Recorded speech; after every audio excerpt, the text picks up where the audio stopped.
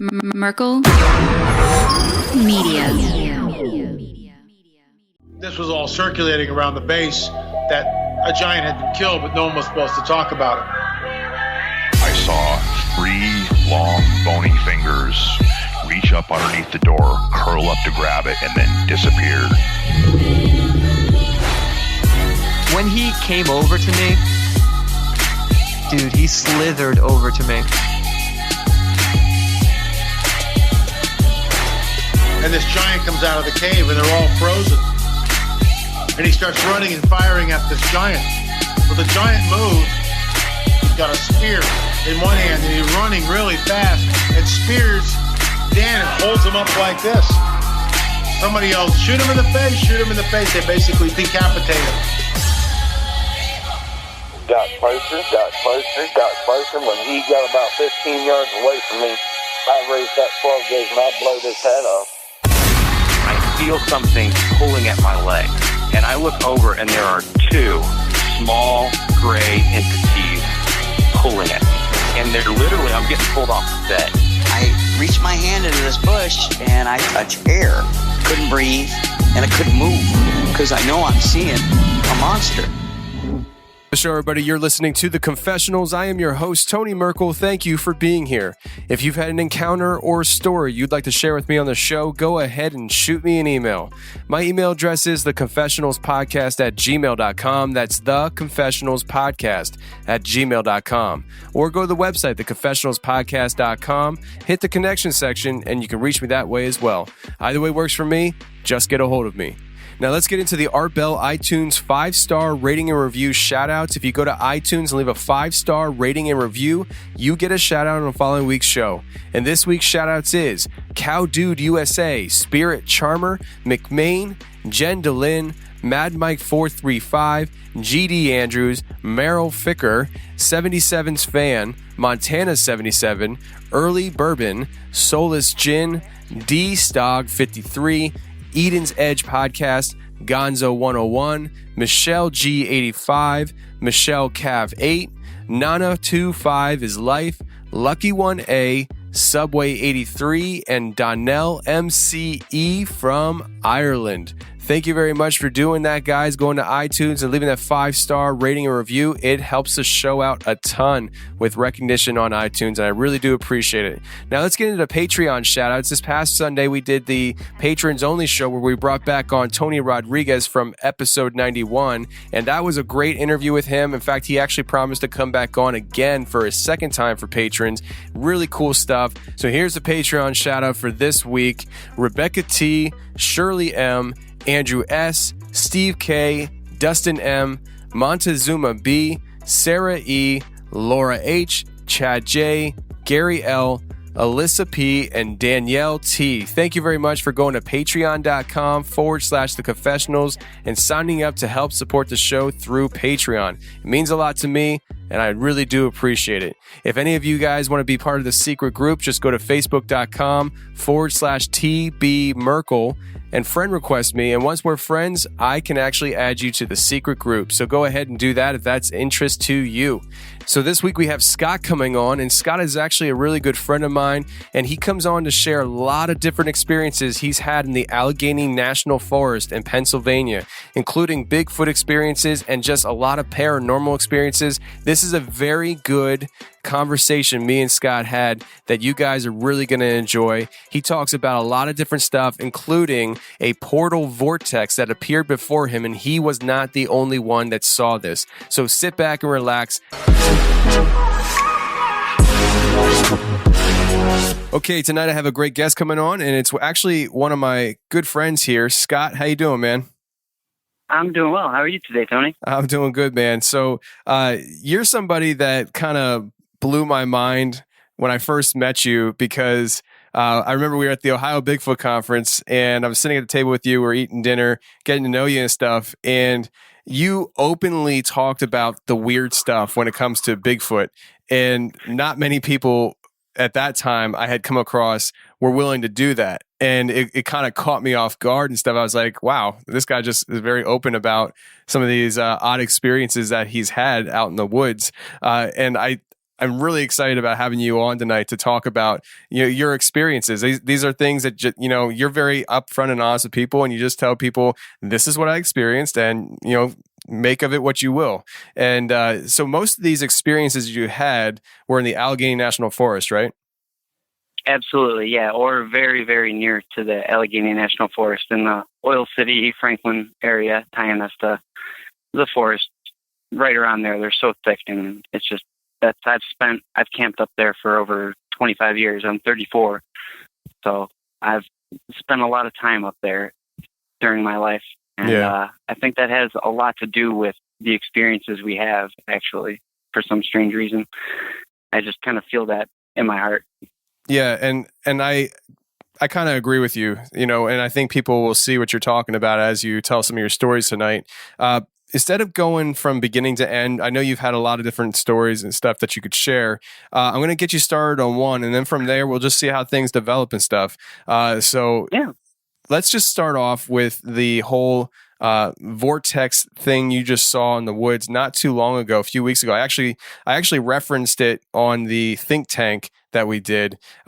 It was just a fascinating story that I heard from you. So why don't you share with us exactly what happened that night?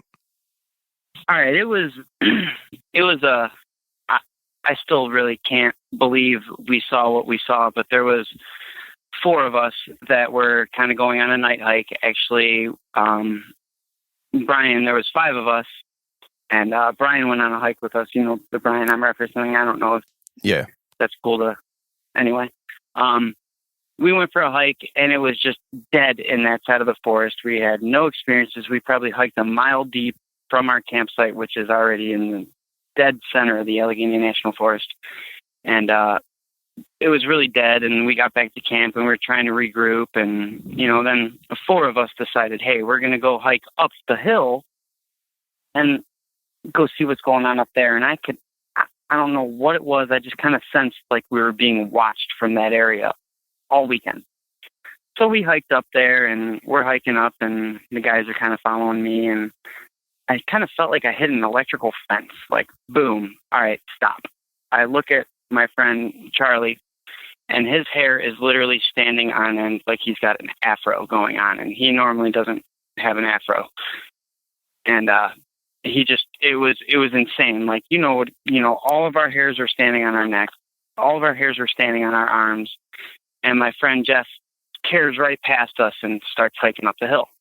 I'm like, Jeff, wait. He's like, I got this. And, it was like 3 in the morning on Saturday night, Memorial Day weekend in the Allegheny National Forest. And, normally I would chalk one of these experiences up to, not being in the right state of mind. But we were all in the right state of mind, Jeff tears off, and we lose him. I find out later the reason he wasn't responding is because he was watching some kind of mist orb, something manifest about 20 feet away from him. At the same time he was noticing this, my friend Charlie, I'll also refer to him as Chuck, I've known him my whole life pretty much, is witnessing this with me, and it's this reddish gray kind of mist, very subtle, but you could tell something was manifesting. We thought it was Jeff with his red light flashlight, over his hand. And I said, Jeff, is that you? And he turned his flashlight on about 30 feet past what we were focusing on, and we realized that wasn't Jeff. And our minds were like, wait, what? Your mind is thinking it's one of your friends, and then all of a sudden you realize it's not. So you're having a quick, oh, wait, what is this reality I'm looking at right now? And this thing disappeared. It looked like feet first into a sideways tornado and disappeared, and its eyes were like the last thing to disappear into this vortex, and it was gone. And we were all just stunned. Chuck and his friend tore down the hill. They're like, we're out of here. This is messed up. And I'm stuck between this thing and Jeff, and the campsite's behind me. And I'm like, well, I'm not leaving my friend. This is crazy. I'm not leaving my friend here. What if something's going to hurt him now? It was my mind telling me, because after I analyzed it and we sat around the fire, we felt no fear.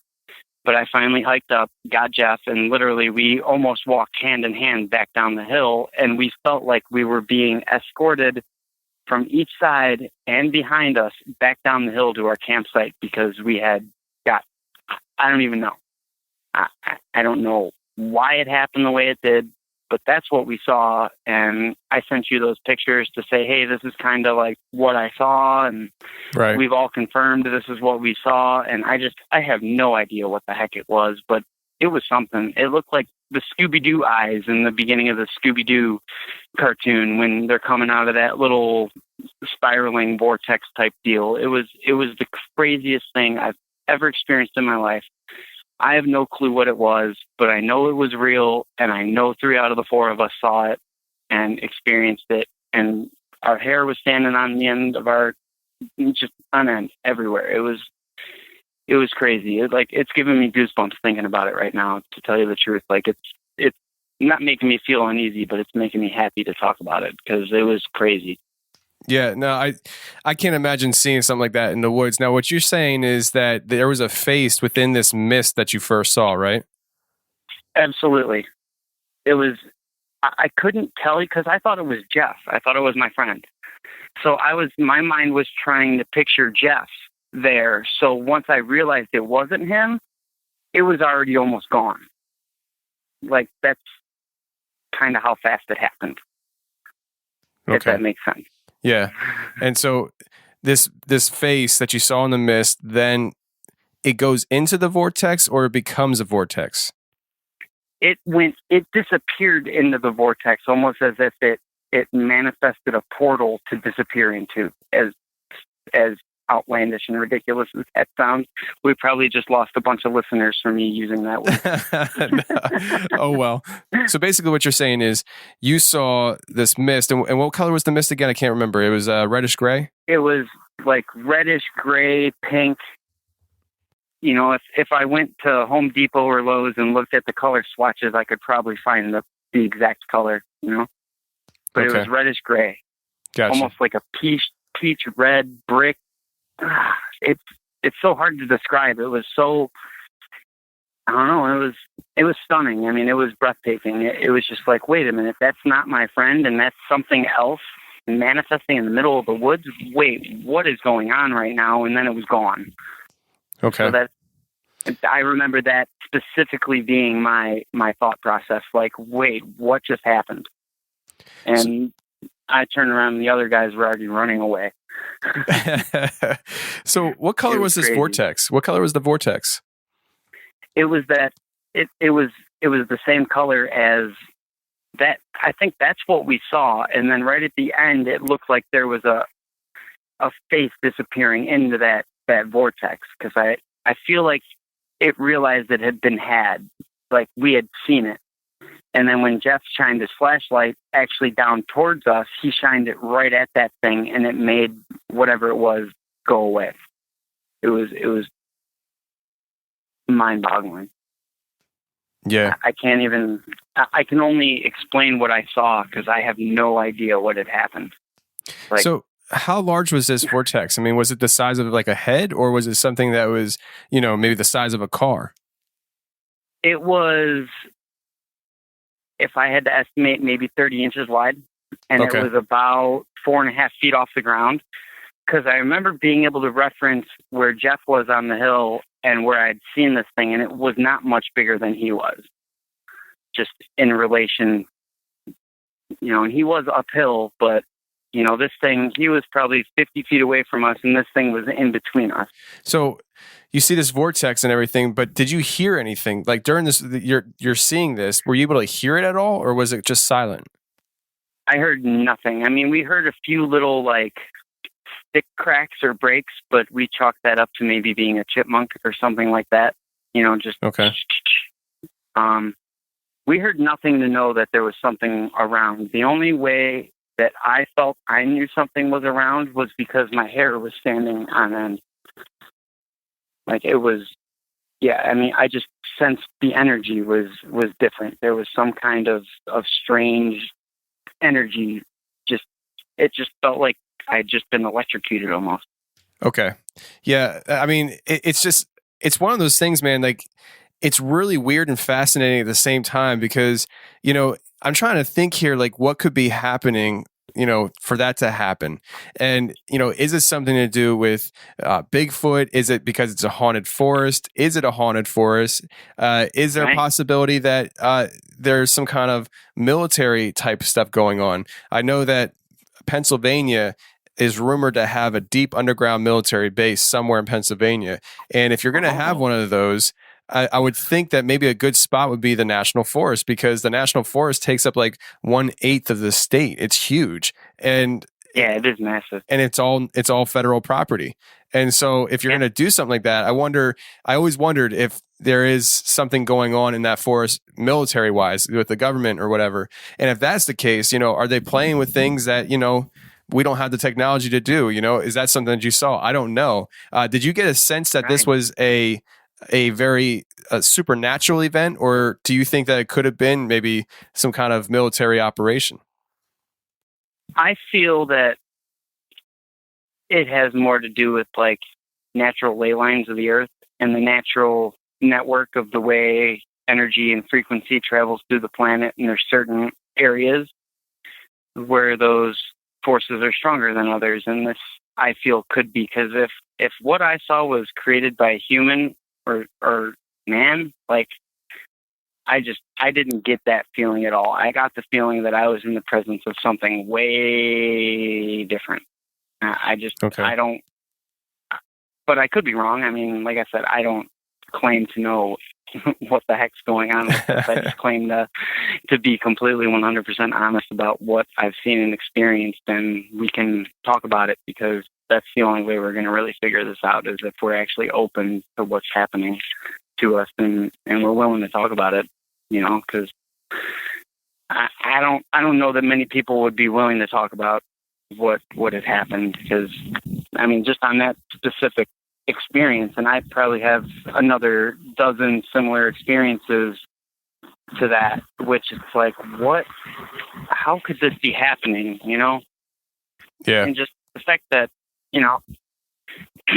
I don't think, personally, my belief that is if Sasquatch was a hairy mountain ape, that some hunter would have one on his wall by now.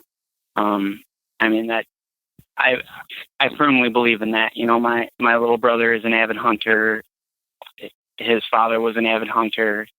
I've been a hunter. I've spent a lot of time in the forest, and the only time that the Sasquatch phenomenon happens is at a time, it's not at a time. It's just something that it's not natural to us. It's got to be something different.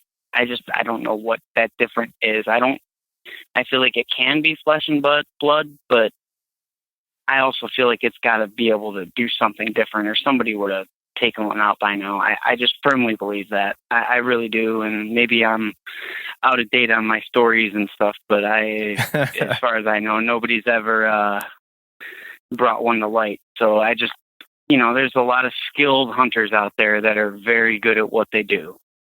And for nobody to ever take one out blows my mind. So that right there tells me that this has to be something different. Because even if one out of how many reports do you hear, of these things being cited? Even if one of these reports is genuine and 100% true, and I know I'm not seeking fame or anything by talking about this, so I have nothing to gain from this except for knowledge for myself and for everybody else, because it's so interesting.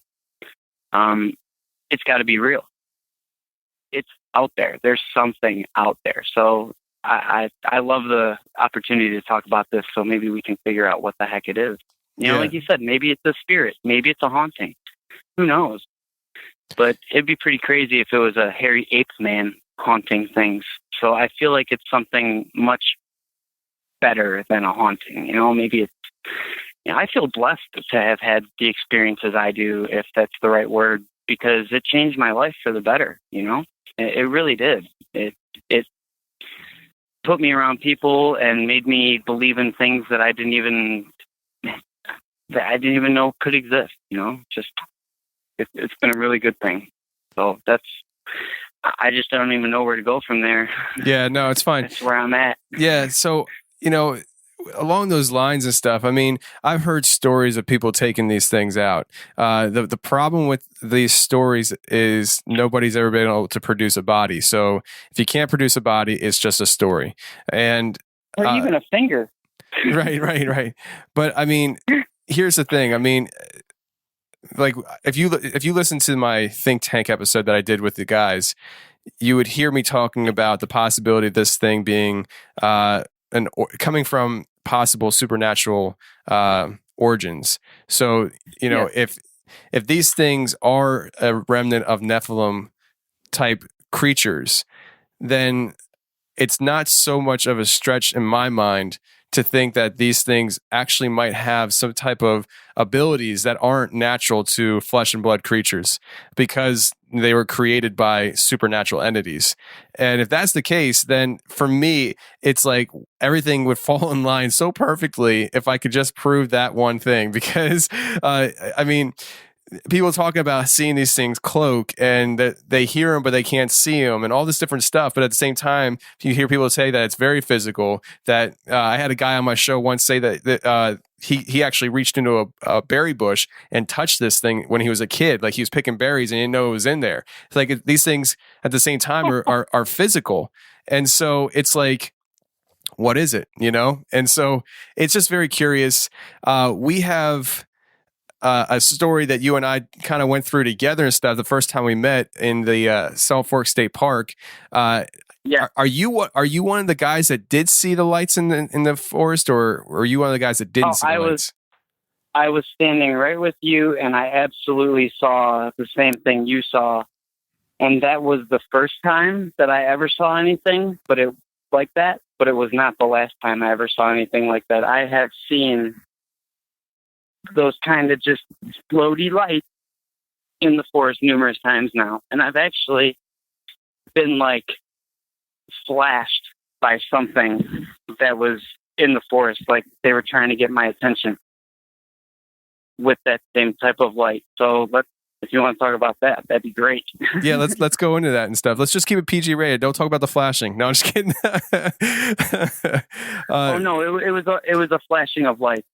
No, I know it. I was just kidding. It's all good, man. So we're all PG. Yeah, no. So why don't you go into that and stuff? You've had run-ins with these lights in the forest multiple times. The first time was with me, and just to refresh people who maybe haven't heard that story, we were hiking through Salt Fork State Park, and there was a very steep drop off to my left, and to my right there was a very steep hill. As we're walking this game trail, I look up to my right, and on the inside of the canopy of the forest, there was a pulsating light. It wasn't moving around. It wasn't on the outside of the trees. It was very much on the inside of the canopy, and it was pulsating in and out very slowly, and then it just pulsated out. It was just gone. And so it was me, Scott, Brian, and Dave Groves, who was on our show sharing his Bigfoot encounter. And it was I wouldn't say that we were scared. I mean, I think that wasn't very much of a scary experience as much of it was just like, for me, it was like, wow, those things are real, because I hear people talking about these things and now I've seen it. And then when we were walking out of the forest, something else happened. Why don't you finish that part of the story off there, Scott? Yeah, we were getting back to the car and we were going to go back to the lodge, and we weren't very far from the lodge at all. And, we had heard stories about Brian being able to do a great Ohio howl. So we're like, let's hear it, Brian. So Brian lets out this Ohio howl, and it was pretty stinking good. It was really good. He does a great one. I've had him, asked him to do it many times since. And right after he finished his howl, it seemed to there were little pine trees that were in the tree line. Something shook one of these pine trees and tore off. And I've heard deer and pretty much any other animal tear off into the woods. And this thing, for 3 or 4 steps, correct me if I'm wrong, seemed to just tear stuff down, and then you heard absolutely nothing. Yeah. And any other animal you can hear tear off and tail off into the woods as they get further away, just as if you or I were to run away from each other.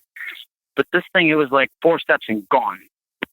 And that was pretty profound to me, because I was like, well, what?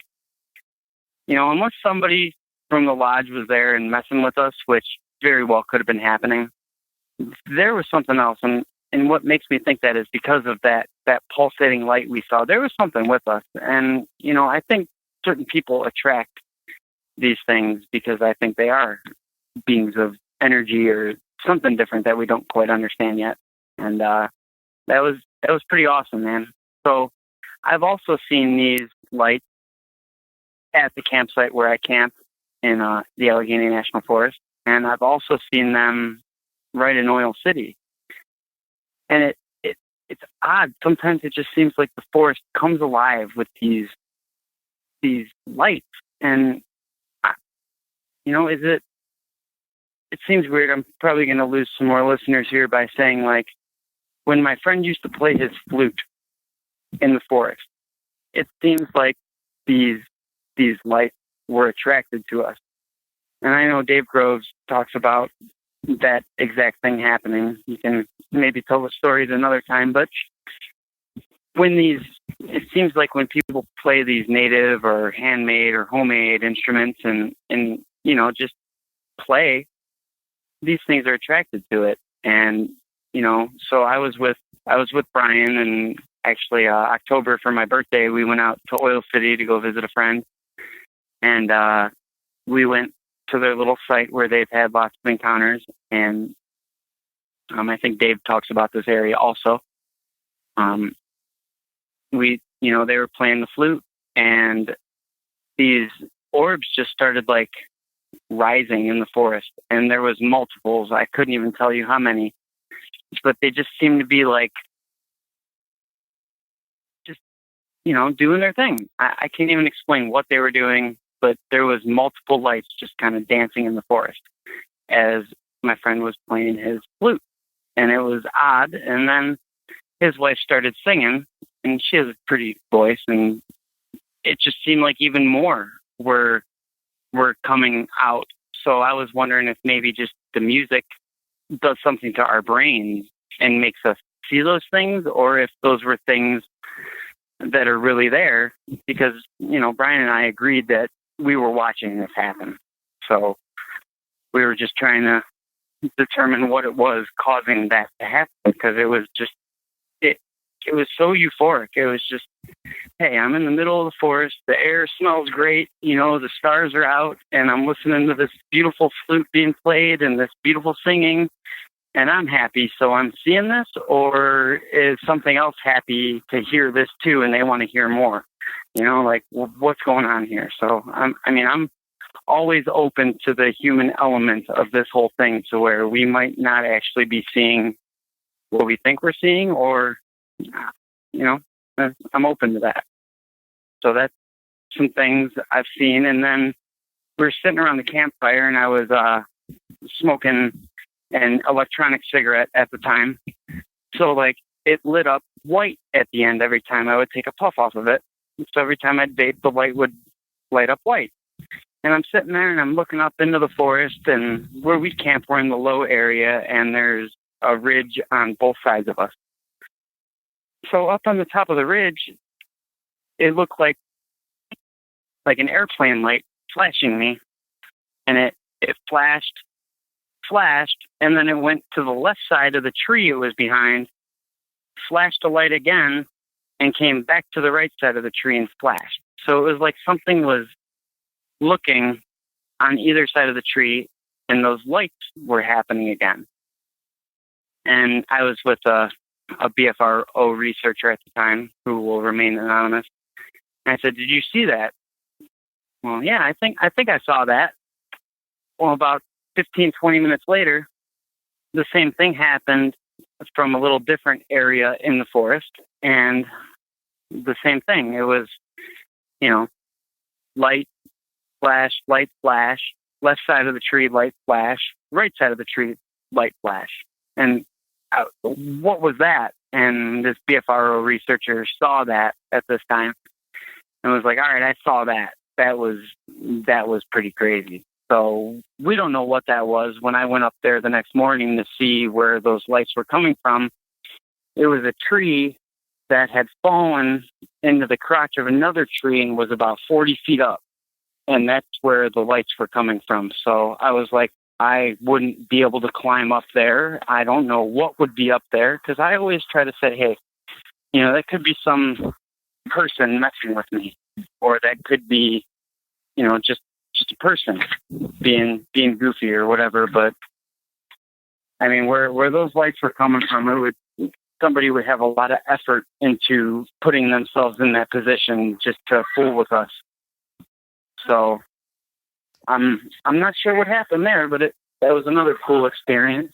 That was just a weird one. That was, I think, maybe the same weekend Brian had his sighting at our campsite. Yeah, why don't you tell people about that whole thing? I know it's his sighting, but you were there. It was at the campsite that you guys were at. Yeah, so it was the first time I had Brian camp with us, and it was great. I believe it was a Labor Day weekend. It might have been the second time. I'm not completely positive. But that was the weekend my family showed up on Friday night. And we normally show up around 10 o'clock at night into the campsite because we work Fridays. We don't get to leave till about 6. We get in around 10, camp set up around 1, get the kids to sleep. This was a weekend where when we showed up into the Allegheny National Forest, it was 26 degrees and it was cold. And my son was like 2.5, and he was not happy. He's like, you took me out of my warm house and my warm bed to camp in this tent. I'm not having it. And he was screaming the whole time. But we finally got into bed. It was around 2 a.m. It was my best friend Jeff again, my wife Amber, my daughter Kendra, and myself. We're sitting around the fire, finally just relaxing, decompressing, getting ready to go to bed for the night. And it sounds like something's walking through the creek from the depth of the forest. Like, there's no lights coming. We didn't see lights at the time. We just heard something. It sounded like a person, a big person, walking towards us through the creek. And I'm like, all right, this is getting weird. So I clacked some stones together, and whatever was walking towards us clacked some stones, but you could tell one of the stones was still in the water because it had that, that sound that you could tell was in the water. And I'm like, well, that's weird. That's either a black bear clacking its jaw because we're in its territory and telling us to leave, or that's something completely different. So I walked kind of to the edge of the campsite where the light still was, but it was an 8-foot drop down and probably 50 feet to the creek still. And I'm like, well, if it's a bear, I might have 2 seconds to react to this. And I said, hey, are you a bear, or are you what we're here for? Because if you could send me a sign and let me know, I'd feel a lot better. And literally, Tony, the second those words came out of my mouth, there was a tree that was snapped in half and fell across the creek, and we heard something tear up off the hill. So after I cleaned my pants out, I was like, all right, guys, we're safe. And I looked at my wife, and I looked at my best friend, and my daughter is in my wife's lap, like clinging to her, like, holy moly, what just happened? And my best friend Jeff's eyes are the size of saucers, and my wife is like, oh my gosh, my husband's not a moron. These things are real. Because it was just, you could tell it was an answer to my question. It wasn't me scaring some bear up a tree that snapped, because I thought about that too. So then we investigated in the morning. We found some 13.5, 14-inch footprints that looked like a bear foot, and it was a 10-inch in diameter beech tree that was snapped off about 9 feet up, which we cut up and used for firewood because we didn't have any firewood that weekend, which was pretty excellent. So then Dave shows up to camp with us, and then Brian shows up with a couple of his friends, and this is the following day. We told them about what had happened, and Brian hangs some apples up in a tree as like a gift. And, after that night happens, we go check the apples, and they left like a stick weaved in the lines that we strung the apples up with, and there was, I think, 12 or 13 apples, and 7 of them were yellow, and every one of the yellow apples had like thumb and fingerprints in it, like something had squeezed it in the plastic bag, and there was like applesauce pulp in the bottom of the bag. So like, hey, that might have worked. So the next day, we hung peanut butter up as well. I think I'm pretty sure I'm pretty close on how this all happened. And we hung peanut butter up with the apples. And we heard something kind of creeping in quietly through Brian's parabolic microphone down the ridge where there was a trail where we thought exactly where they might come in. And we had kind of forgot about that. I think it was dinner time or something, or maybe Jeff got back from the firewood run or something. And next thing you know, one of Brian's friends is like, hey, the peanut butter's swinging. Because he's looking through the night vision monocular. And the peanut butter's swinging back and forth like crazy. So then he hands Brian the night vision, and Brian's staring at it. And all of a sudden Brian goes, holy crap, I just saw something. And what he explains is when he was looking at it, the tree and the color of whatever he was looking at were the same through the night vision because it was a black and white. And then all of a sudden the tree shrank 3/4 of the size because whatever was standing behind the tree trying to hide dropped to the ground and ran off into the forest. So that was his sighting.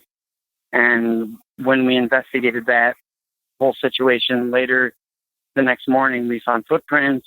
We found a whole bunch of stuff that led us to believe that he had a legit Sasquatch sighting. Yeah. Were you able to get any pictures or cast those footprints? I do not. No, we did not cast the footprints, but we did get photos of, I do believe Brian has photos of the apples and the size of the finger and thumbprints that were in the apples. And that the plastic bag was never punctured. It was just, squeezed. But, one of the things I do when I'm out, like if I find a footprint, I might take a picture of it, but I feel like that was left for us.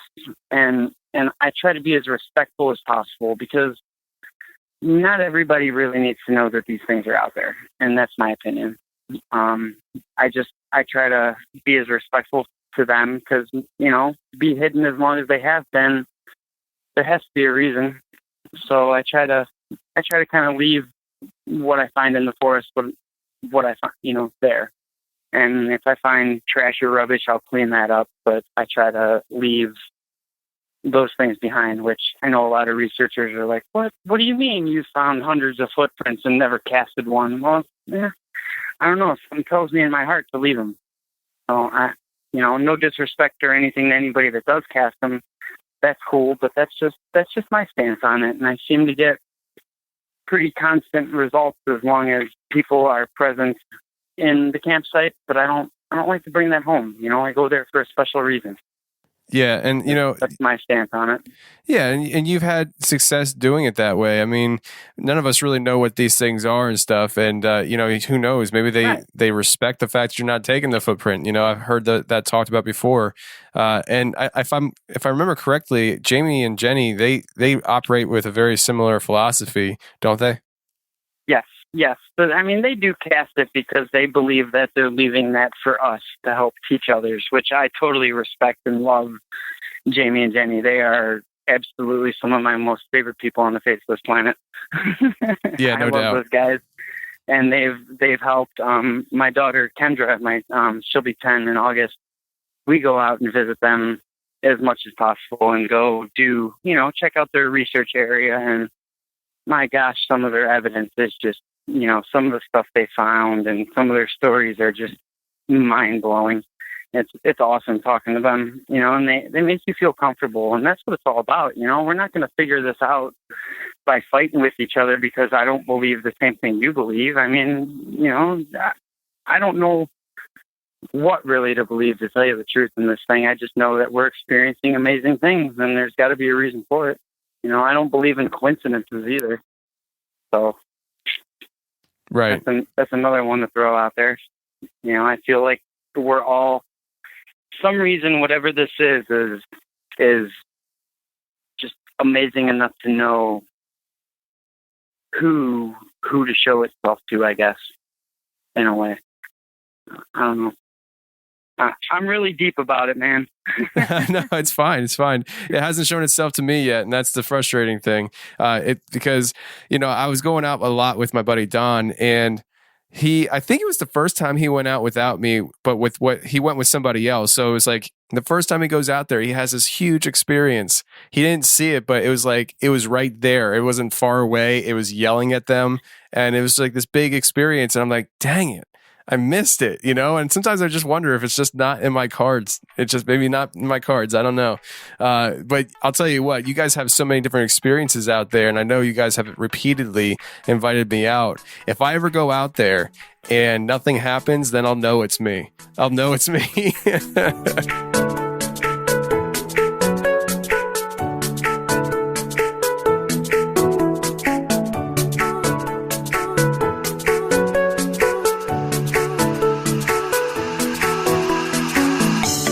Ask you a question. Do you love the thrill of an escape room looking for clues and solving puzzles? Well, now you can bring the mystery home. Introducing Hunt a Killer for your new favorite obsession. Hunt a Killer is a monthly subscription where you become a detective immersed in a murder mystery. Each month, a fictional serial killer will send you cryptic clues, objects, and letters that you can actually use to solve the crime in real time. It's so interactive and convincing that it looks and feels real. Hunt a Killer is perfect to play solo, as a date night, or for a game night with friends. You can even join their online community, working with other people who are at the same point in the story as you. Over 60,000 people have joined Hunt a Killer's online community, and they have over 1,000 5-star customer reviews. Right now, just for our listeners, you can go to huntakiller.com/confessionals for 10% off your first box. They only accept 200 members per day, so hurry up and take advantage of this offer. That's huntakiller.com/confessionals for 10% off your first box. huntakiller.com/confessionals. And once you're done playing games with Hunt a Killer, why don't you get serious and head on over to the Robinhood app. The Robinhood app is an investing app that lets you buy and sell stocks, ETFs, options, and cryptos, all commission-free. They strive to make financial services work for everyone, not just the wealthy.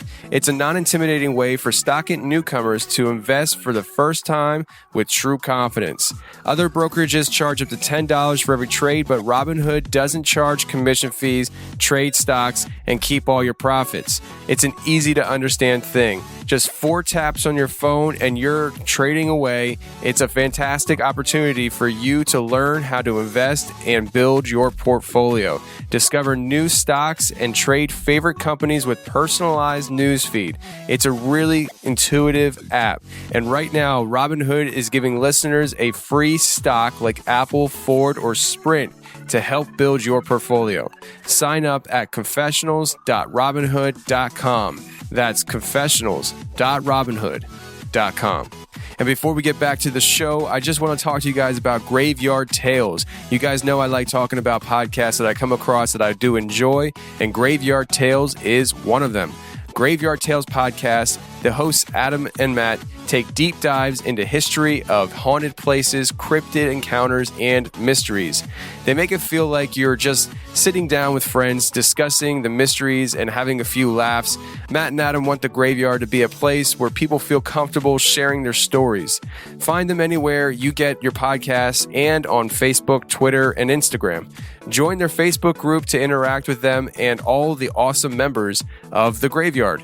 And some of their most popular episodes are Missing 411, Poltergeist, Urban Legends, The Stanley Hotel, and The Chupacabra.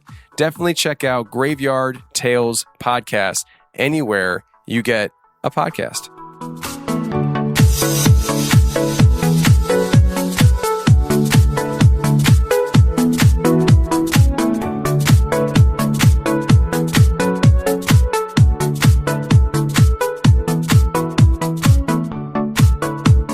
This is Darren Marlar from the Weird Darkness podcast, and you're listening to The Confessionals. You've had experiences with Jamie and Jenny, right? Yes. absolutely. So what kind of things happened? I've heard very, very, very strong, loud tree knocks, as some people call it. Structures that they've shown us, the tree bends they've shown us, all that kind of stuff has just been amazing. Yeah, I know they get a lot of that stuff on their property. I actually had them on for an interview. It just hasn't aired yet. So, but they've actually talked about that stuff a lot. And there's a lot of stuff that goes on in the area. And the cool thing about them is that they micro research. I mean, they don't just travel the state of Pennsylvania and go all over the place. They actually go to a specific location all the time, and they know it. Mm-hmm. They know it so well that they know when there's changes. They know when they see a TP structure that wasn't there 2 days ago. They know it because they comb this area all the time, and I respect that a lot about them. They do a really good job of that. And they have some of the most open hearts. They're some of the most genuine people, and I think that has a lot to do with their experiences as well. They are really into it, and they really believe what they're doing is real, and that's part of it. You have to believe in yourself and your research techniques, otherwise you're not going to get results. You have to be avid. You have to go after it. Right. And they're also some that never really claim to know exactly what's going on, and they're into a lot of different paranormal things, so they just have an open mind to it, and I think that's one of the most important things. None of us are right or wrong. None of us have been able to prove anybody right or wrong, so why are we bickering in this community about paranormal versus mountain ape versus flesh and blood? I just think it's ridiculous. Yeah. I do. No, you're absolutely right. It's not the wisest thing to do, because it's putting yourself in a position where you think, or you present yourself in a way where you got it all figured out. And that's dangerous to do, because until you actually got it all figured out, you need to keep that open mind so that you can remain flexible with new evidence. Like some of the things that you talked about tonight here on the show is new evidence that some people don't want to accept. You know that, and I know that. They don't want to hear that. And, it's a shame, because there's a lot more going on in this world than what we can explain. And when you act like you can explain everything, that's when you're lost, because you close yourself off to all the new stuff. Yeah, absolutely. And, I'll throw it out there. I will, as long as somebody proves themselves to be able to conduct themselves in a right way, in a right manner in front of my children, because my children are always present when we're camping, I'll take anybody out to the woods. I mean, we'll camp and we'll have a great time. I'm not going to guarantee an experience or anything, except for we're going to eat really good. If you want to have a few beverages, we're going to do that, and we're going to have a good time. And as family units in the forest, which is, that's how we get back to our roots, in my opinion, man. I take my kids out to the woods 2, 3, 4 times a year to turn off the cell phones and get away from it, just because it's special. There's something about the forest that we all need to connect to, or just nature in general. Yeah. It's special. It's important.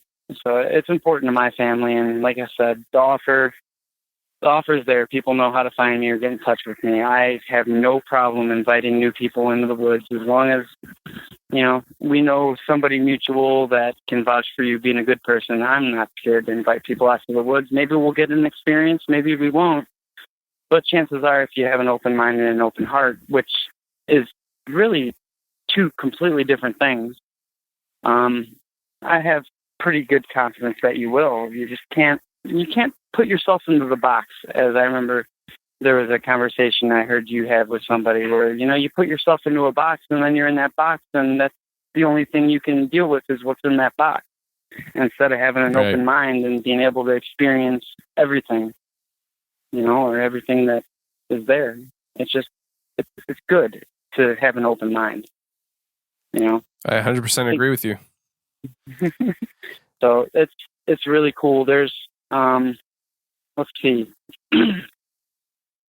I guess maybe one day my friend Jeff will talk about his experience, but it was that same weekend we were camping where Brian had his experience, we were hiking through a different part of the forest, and we heard something was like grunting at us. And it was Jeff and I, and I'm like, all right, guys, this is kind of scary. I didn't feel afraid, but I'm like, I don't feel like we're wanted here, you know? And Jeff has to have just the biggest set of them of anybody I've ever met. You know what I'm saying? Because this dude's like, nope, I'm going for it. I'm here. I'm curious and I'm innocent. I'm going for it. And it's like, wait a minute. That's not very respectful, but that's never been a strong suit. So he tears off into the woods, and Brian and I and a few of us kind of tear back, and we're watching Jeff through the thermal. And all of a sudden there's another thermal image like 5 or 10 feet behind Jeff. And next thing we know, Jeff is sprinting full speed with no flashlight through a thick forest, and then climbs himself out of this area where we were like on a road looking down a ravine at him through the woods. And something was kind of like chasing him. And he's like, I don't know how I didn't fall on my face. I don't know how I got out of there.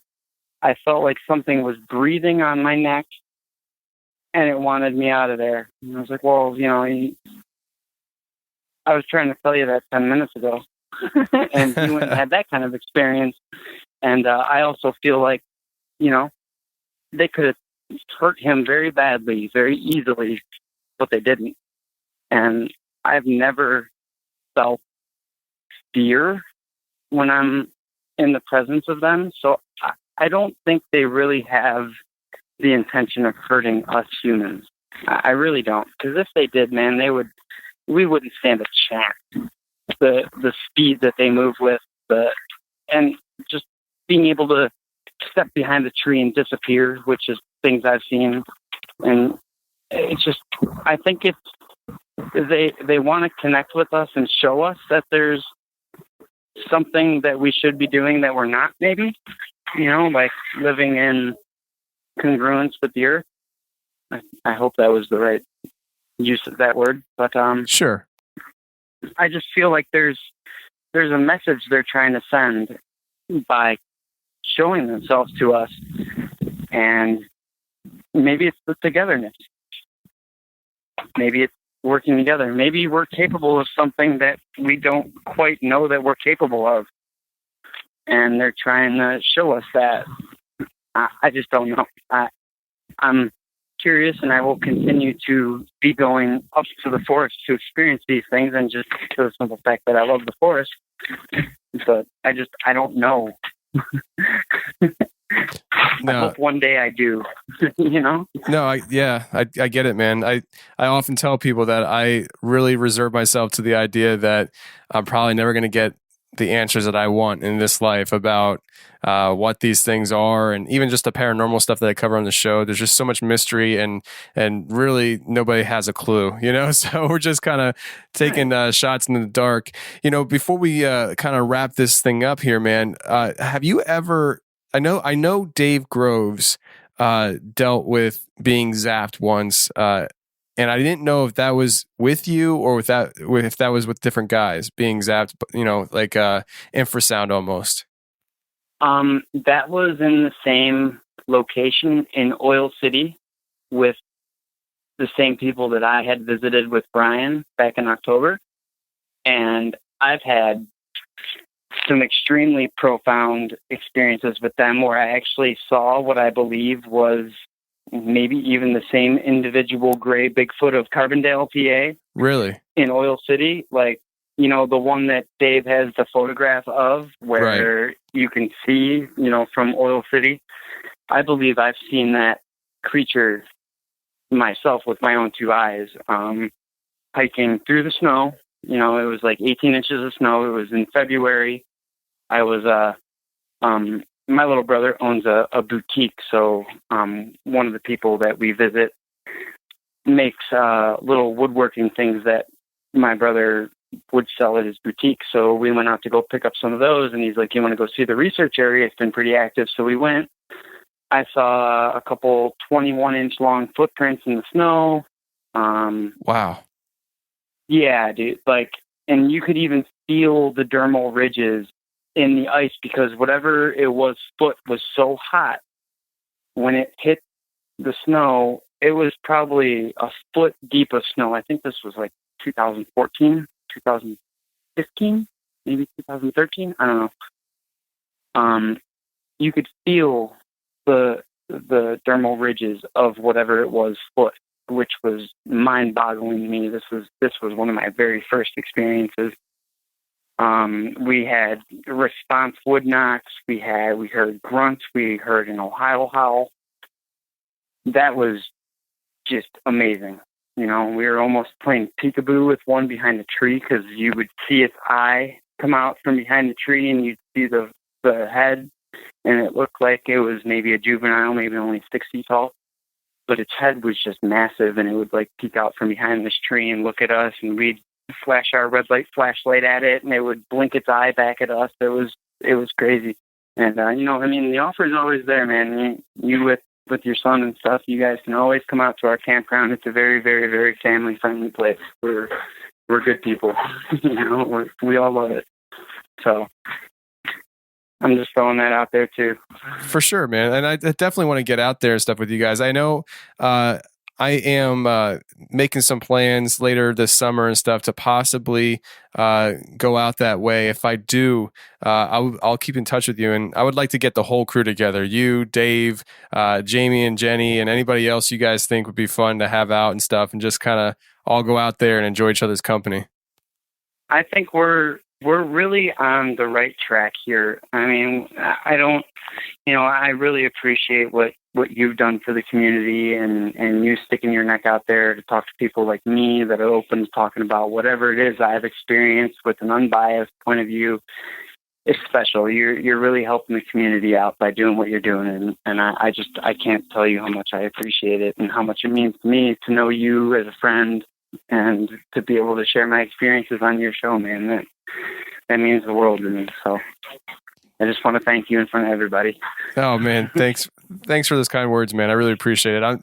I'm just the kind of person that I don't think I'm the smartest person in the world. I enjoy mysteries, and I don't really care what people think about me. So you put that all together, and this is what you get. Hey, yeah, that's exactly what you get. You get a nice little conversation between us talking about what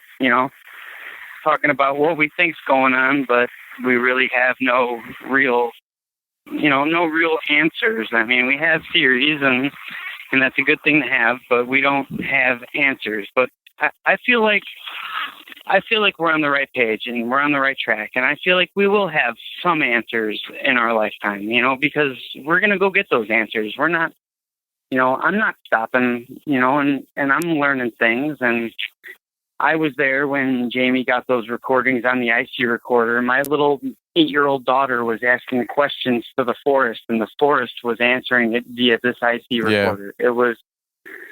It was the craziest thing, and there was probably a half a dozen of us that were experiencing that happen. And it was mind blowing to us all. And we're all curious about what the heck was communicating with us, because it was intelligent, and it was intelligent enough to communicate with us in English.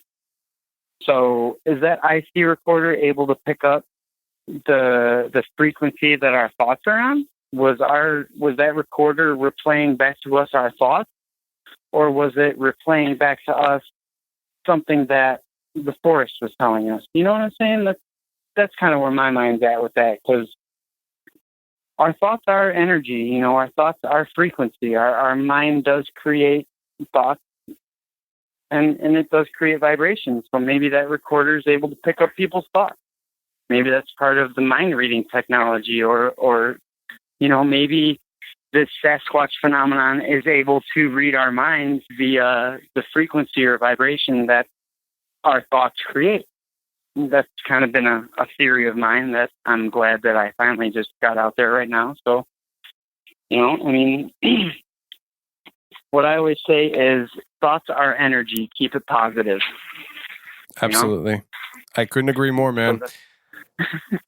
That's really cool, man. I almost feel liberated by having this conversation with you, because I've had a lot of things inside of me that I wanted to talk about and share with a lot of people. And I hope that this succeeded at that. And, you know, I'm on Facebook. You know, if anybody wants to talk about things or just chop it up and talk about theories, like, just, I'm open. I'm never going to judge somebody for being open to what they're experiencing in the forest or in life in general, you know, because like I said, there's been things that have happened at my home where my daughter lost her glasses in the forest, and 6 months later they appeared in her book bag that was nowhere near the forest. I remember that story. I know. I have no idea. It's so weird, you know, man. Like, it is very weird. So, you know, I'm just as curious as everybody, probably more so than most.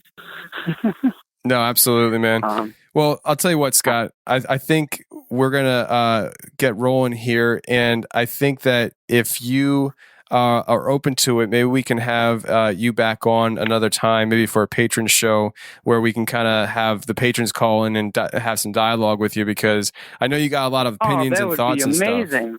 Yeah, I think it would be fun. That would be amazing. Yeah. So yeah, that'd be great.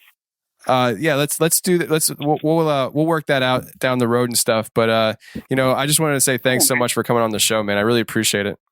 Oh, thanks for having me, man. It means a lot to me that people actually might want to hear what I have to say, because it's changed my life so much. So I just, you know, for the better, you know, for Absolutely. The better, it's changed my life. So I just appreciate it, and I appreciate the time, man. And thank you so much. For sure, man. All right, man. You take care. Okay. You too, buddy. Talk to you soon.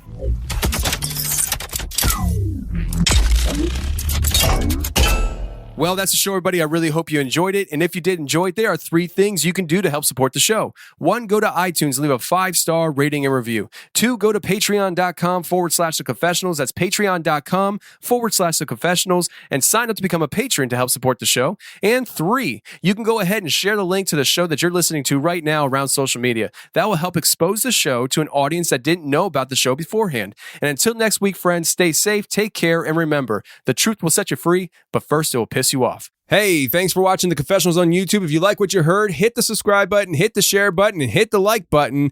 That would be a great help to me. And if you want more of The Confessionals on a weekly basis, every Thursday I come out with a special show just for members on my website. So if you want to check that out, go to theconfessionalspodcast.com, hit the join button, and become a member today. And every Thursday, you'll get a new show, and you can binge on previous shows, which there's almost 100 of them. So if you love the show, go ahead and check it out. But thank you very much for being here on YouTube and checking out the channel.